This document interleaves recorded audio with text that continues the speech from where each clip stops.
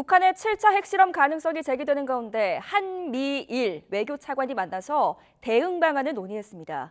세 나라는 북한이 핵실험을 할 경우 단호하게 대응한다는 입장을 다시 한번 확인하면서 동시에 대화를 통한 해법도 강조했습니다. 일본 연결해서 자세히 알아보겠습니다. 이경화 특파원. 네, 도쿄입니다.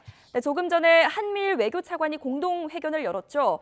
북한 문제에 대해서 어떻게 의견을 모았나요? 네, 오늘 오전 열린 한미일 외교차관 협의는 1시간 반 정도 진행됐습니다. 협의를 마친 뒤 낮 12시부터 세 차관이 모여서 공동 기자회견을 열었는데요. 세 나라는 북한의 잇단 도발과 핵실험 가능성에 대해서 강한 우려를 공유했습니다. 그러면서 북한이 핵실험을 실시할 경우 단호히 대응한다는 방침을 거듭 확인했습니다. 기자회견 내용 잠시 들어보시죠. 북한이 공세적인 핵 무력 정책을 채택하여 핵무기 사용 위협을 노골화하고 있는 상황에서 3국이 긴밀히 공조를 지속해 나가기로 했습니다. 특히 3국은 북한이 끝내 7차 핵실험을 감행할 경우 전례 없이 강력한 대응이 필요하다는 데 공감하였습니다. 네, 세 나라는 북한 비핵화를 위한 지역의 억지력 강화와 안보리 등 유엔을 통한 대응, 그리고 외교적 노력을 위해서 긴밀히 협력하기로 뜻을 모았습니다. 이와 함께 최근 끝난 중국 공산당의 제20차 당대회 결과 시진핑 3기 체제가 출범한 것에 대해서도 새 지도부를 주시할 것이라고 밝혔습니다. 한미일 외교차관 협의회가 열린 것은 지난 6월 서울에 이어 넉 달 만입니다. 네, 미국은 북한이 조만간에 핵실험을 실시한다고 보고 있는 거죠. 시기를 구체적으로 언급한 게 있습니까? 네, 중국 공산당 당대회가 끝난 뒤부터 다음 달 8일 미국 중간선거 사이에 북한이 핵실험을 실시할 가능성이 있다는 분석은 이미 각국에서 내놓은 상황인데요. 셔먼 미 국무부 부장관은 마이니치 신문과의 인터뷰에서 북한이 조만간 핵실험을 실시할 것이라는 게 일반적인 견해라고 밝혔습니다.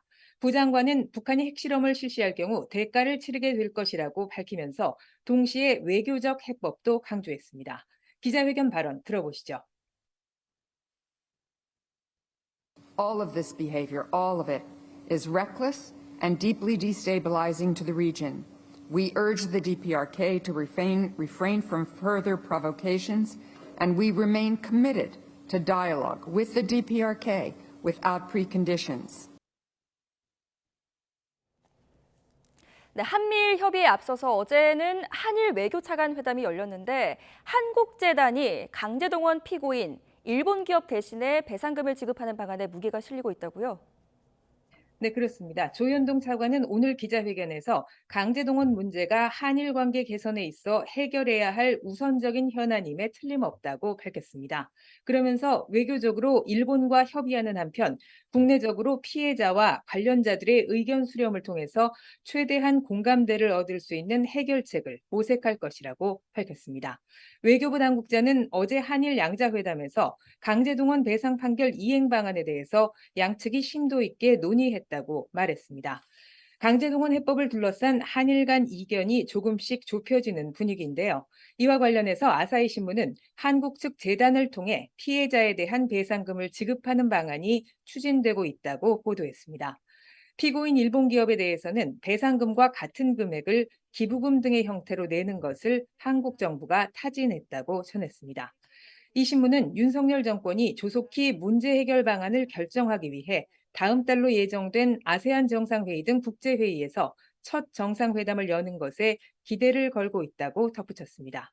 지금까지 도쿄에서 YTN 이경화입니다.